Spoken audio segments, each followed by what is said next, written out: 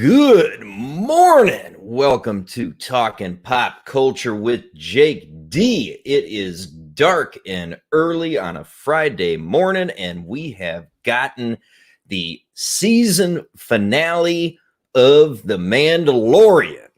And I'll tell you what, it was good. It was good. I was a fan. I enjoyed the hell out of it. I did. There were a couple things in there, though, that were problematic. I think we'll get to that a little bit later. Rayron VR, good morning. Good morning, Rayron. Yes, it was absolutely excellent, and lots of fan service in there. And for anybody who did not get a chance to watch the end credit scene, if you are watching this later on the replay and you didn't watch the end credits scene because, well, hey, it's the first fucking time we got one. How would you know there was one? Now's a great time to pause the video, go watch the end credits scene, and then come back and watch the rest of the review. So, oh my goodness. What can I say? We got, this was very much a Star Wars I don't know what the right way to do it. I mean, I guess episode. We're watching a TV show. So this was a Star Wars episode. This was very Return of the Jedi in many ways. Extremely Return of the Jedi. The scoring in this episode was absolutely outstanding. I loved it. Really picking up steam. The more of these episodes that Goranson scores, the better and better he gets. We even got some very nostalgic Memberberry music at a certain point in this episode that we will discuss here in a little bit, which was done very well. There was a point in the show where they took the Mandalorian theme that we've all known for the past 2 seasons, and they did it with a full orchestra. And it was a little surprising to me when they did it with the strings and really that full orchestra coming in. It sounded a lot more John Williams than I expected it to. And I guess it must be that presentation with the full orchestra that gives it just a very different feel, because it was still the Mando theme, but they did it up more in a style like what we'd gotten used to from Williams over the years. And it really enhanced Mando's theme to present it that way. So that was good. I liked that. The effects in this episode were very solid. I have no idea how long this was. I turned it on at about 5:45, and so this was about a 45, maybe 50-minute episode right in there, just based on when I turned it on and when I was finished watching it. So we got a pretty long one, which we needed. There was a lot to resolve in this episode, and you needed some time to get it done. So yes, effects were solid. Maybe the best of the entire season so far, honestly. The Dark Troopers looked really good. I liked what they did with the Dark Troopers in this. And the space battles that we got, the assault on the light cruiser, I mean, everything looked the shit. No complaints about the effects and the visuals in the show. The music was absolutely outstanding. I'm going to clock in on this one at an 8.5 out of 10. And a few of you, given how positive my previous discussion was, are probably going to scratch your head a little bit and say, wait a minute, that doesn't make any goddamn sense, Jake. There were a few things in the episode that tied to the Disney tragedy. And that's what's suppressing my rating on The Rescue. And if you tie into the Disney tragedy, that's an automatic deduction on your score. I mean, just period. And that's what has me a little bit worried about the future. As a standalone episode, as the conclusion of the first 2 seasons of Mando, it was outstanding. And we got some shit that we really, really wanted all along as soon as Disney took over Star Wars, quite frankly. General plot recap. They have now located Moff Gideon, and Boba and Mando. They roll out and they intercept Dr. Pershing in an Imperial shuttle. And they assault the shuttle. There's a couple of pilots in there with Dr. Pershing. And they, 8 out of 10 because Mando did not kill them off. Yeah. So, I had a feeling there wasn't going to be death in this one, unfortunately. They captured Dr. Pershing, and one of the pilots of the Imperial shuttle was going on about, these terrorists that were the Republic, and, all the millions of people that died in those Death Stars, because this guy was apparently stationed on 1 or 2 of those Death Stars at some point. And he's not very happy about all his buddies that got blew up with the Death Star. I mean, let's just ignore the fact that the Death Star completely destroyed Alderaan, which he poked Cara Dune with, I might add. But yeah, so they killed his ass and captured Dr. Pershing, and they were looking for a little bit more info from that son of a bitch. Interestingly, presumably Mando collected the bounty on Pershing because they mentioned, the pilot did, that he was a high value Republic target, and they definitely revealed that he was doing cloning and working on cloning research, which is one of the first pokes to the First Order and the rise of Palpatine, and that depressed my score on this episode. That was something that I did not like. But they take him down, and they roll to another planet where they find Bo-Katan.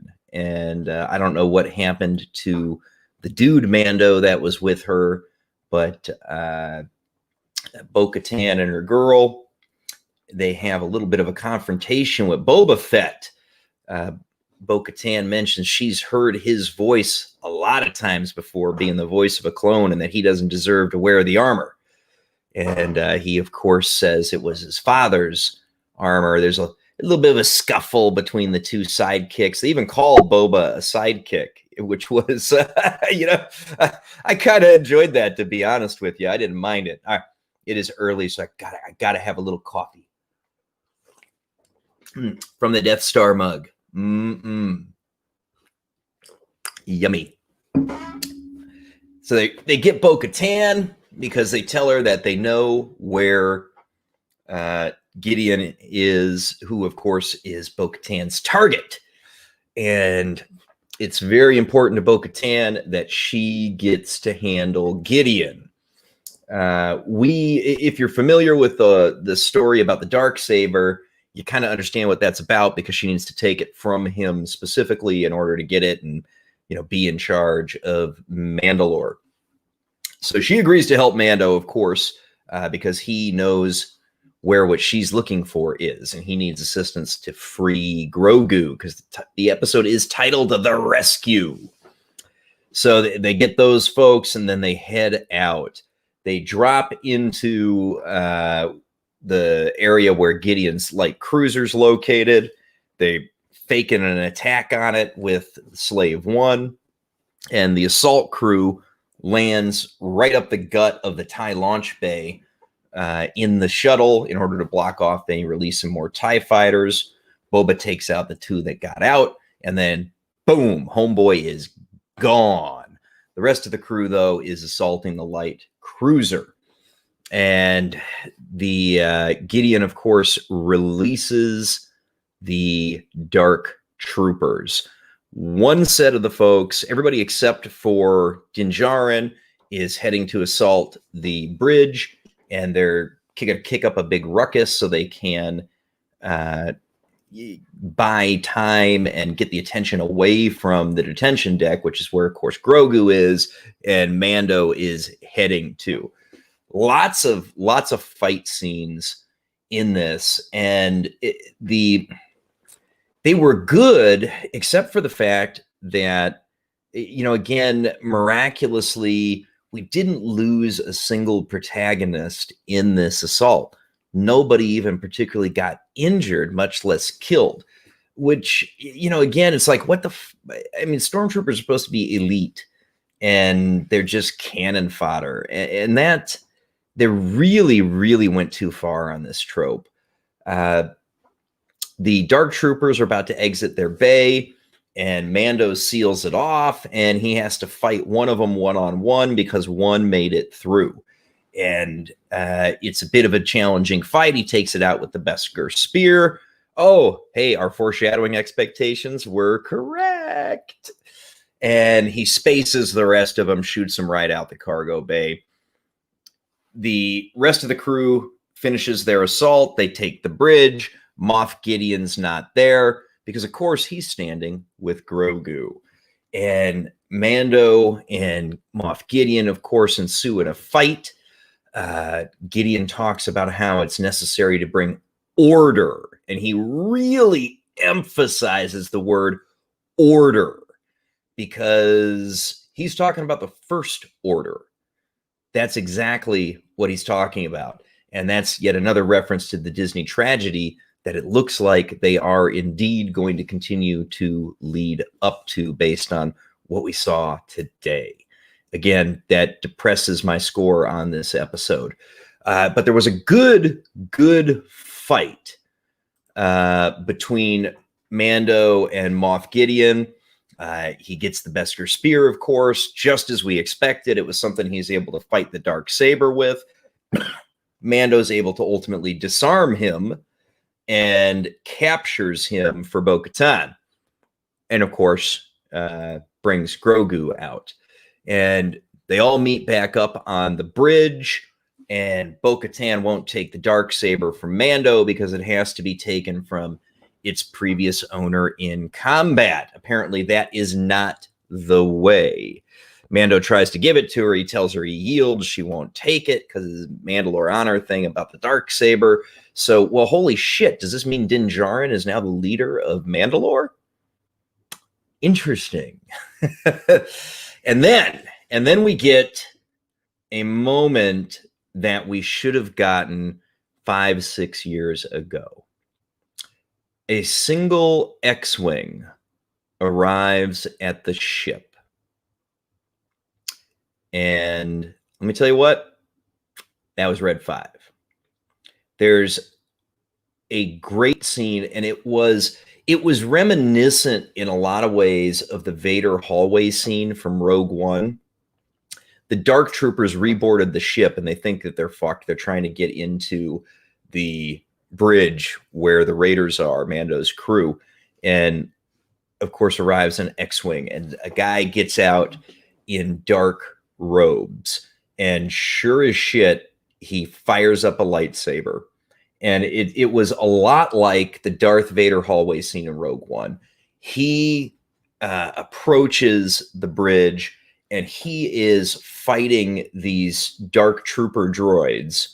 And yeah, 5 years too late. But we did get the scene, finally, you sons of bitches. And Jedi Master Luke Skywalker completely dismantled the dark troopers. I mean, it was just like a Jedi of old cutting through battle droids. I mean, it was the Luke that we all wanted to see when we finally saw the son of a bitch in The Last Jedi. This was the Luke we wanted. The Luke that was a master in complete control, a guy at the peak of his power, and he tore through these dark troopers. Hard to say if there's any more of them out there or not. We don't know if Gideon had the only platoon of these guys or if there's more with some other Imperial remnants. But Luke storms the bridge. He takes out the dark troopers. Din opens up the bridge, and in steps this cloaked, hooded Jedi And of course, he removes the hood. And yes, Luke with the Clone Wars theme was so good. And I think they used it because it was like a Jedi fighting the droids. I think that was a very intentional choice. And Luke enters the bridge, and we get, Luke's theme, really. We Goranson directs him using some of the Williams music. And there's this moment where Mando, of course, wants to know if he's a Jedi, and he tries to tell Grogu, hey, this is a Jedi, he's your kind, you need to go with him. And Luke tells him that he's looking for your permission. And we get a moment. It was not unexpected to me because of the way the events played out. Din doesn't really properly say, hey, you've got my permission to go, but he tells him, look, he's a Jedi, he's your kind, you need to go with him. And Pedro, of course, takes the helmet off, which I think we've all sort of expected is a moment that they're leading up to, is the removal of that helmet kind of permanently. And gets that face-to-face moment with Grogu that he hasn't had before.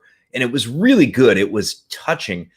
They made that little Grogu puppet, look sad. And how you make a tiny little Yoda puppet look sad and emotional, but they sure as hell did. And it was good. And Pedro did a great job playing it up. And so Luke and Grogu are going to go off, unfortunately, presumably for Grogu to get killed by Kylo Ren, which sucks. But hey, at least he's going to be safe for a few years, I guess.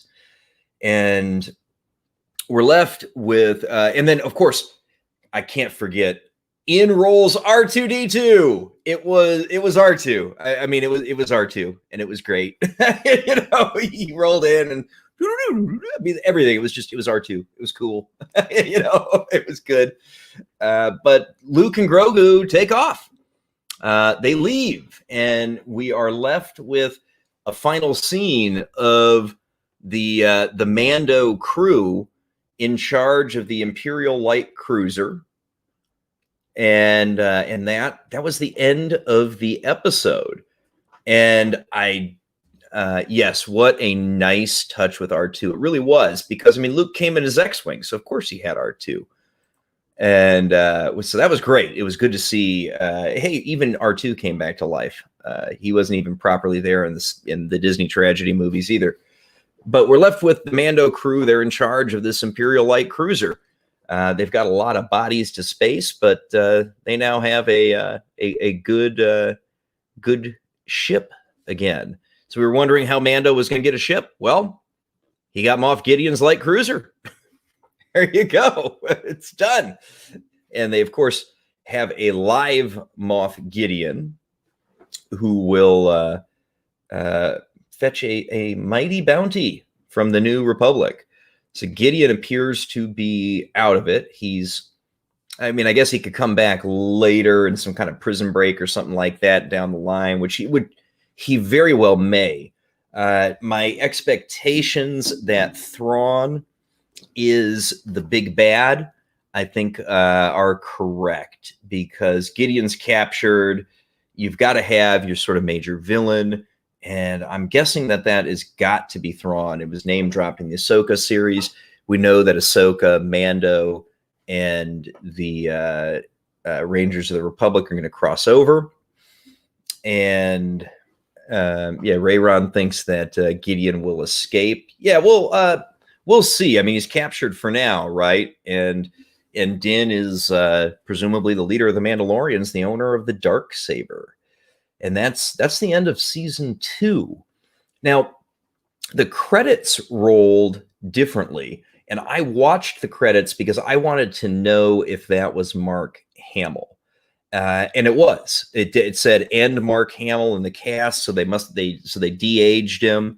It was absolutely the man's voice.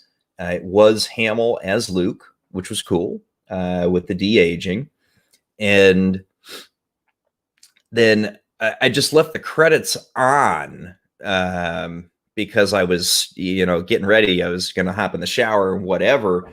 And there's an end credit scene. And the end credit scene is an assault on Jabba's palace. And it's Boba and Fennec Shan, and they roll in and they take everybody out, and including, interestingly, Bib Fortuna sitting on Jabba's throne.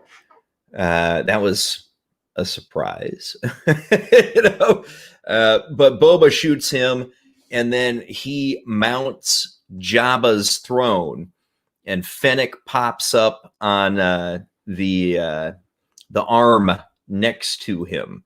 And yes, so first he was sad he didn't see Thrawn. However, the more he thought about it, the more he's glad we didn't, because that's a Marvel thing, not a Star Wars thing. This felt more Star Wars.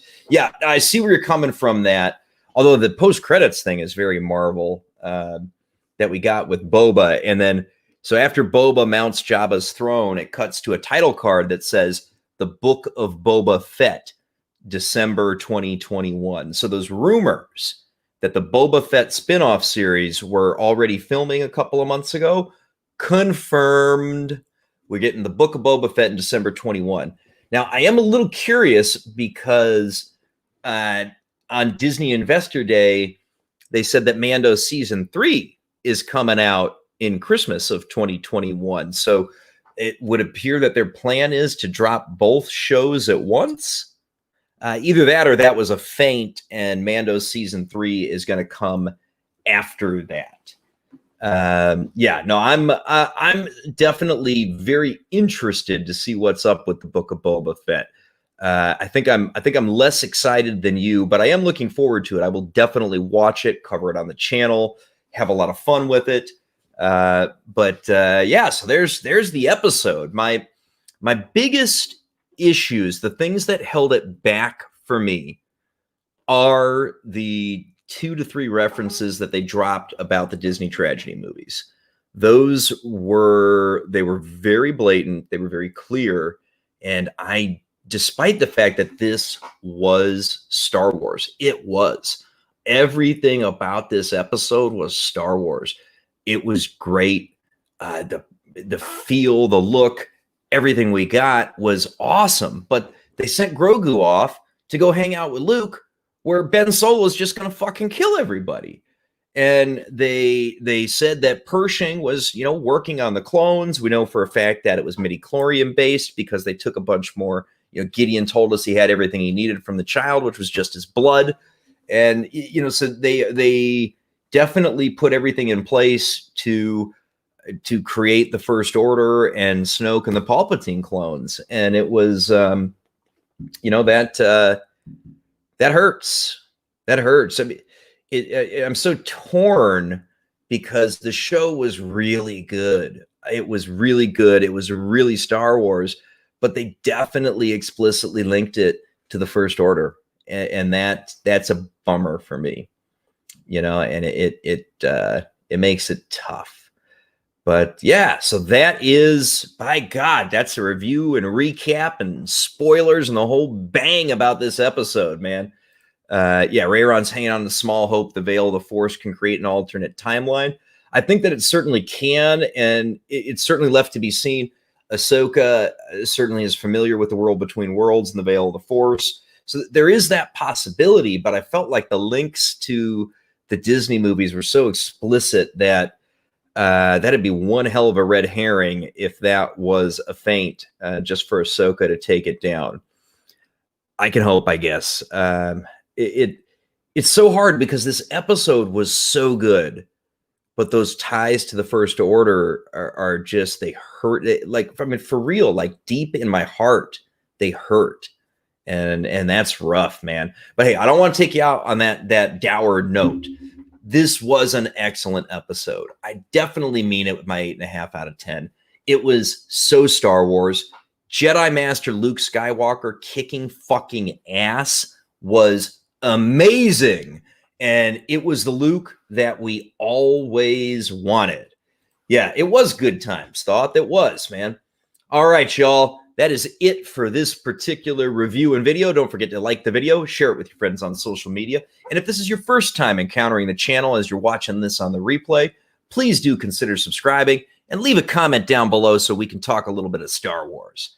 Until the next one, have a good day.